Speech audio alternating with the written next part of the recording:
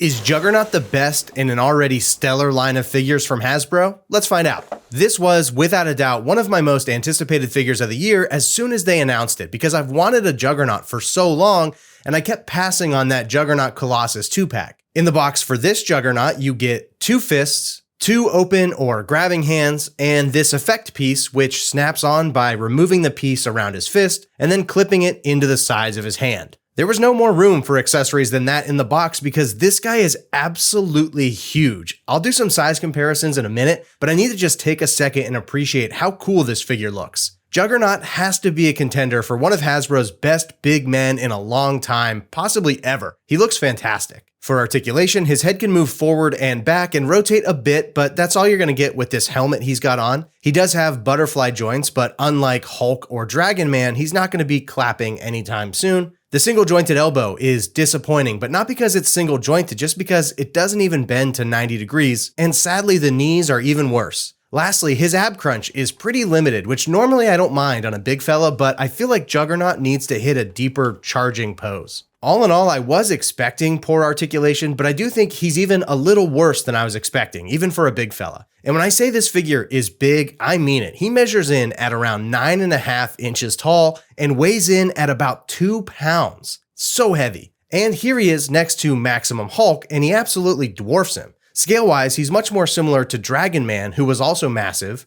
And here's the Marvel Legends Rhino, as well as the Gamerverse Captain America and Wolverine, which are both 6-inch figures. So Juggernaut is definitely a big boy, and I think on the size and scale of this figure alone, it's a worthy addition to your collection. It's definitely the type of thing that doesn't come around very often, and I'm loving it so far despite its limitations. But overall, what do you guys think of this Gamerverse line? I think Juggernaut and Gargantos have completed the series for now. Does anybody here have all of them? Let me know.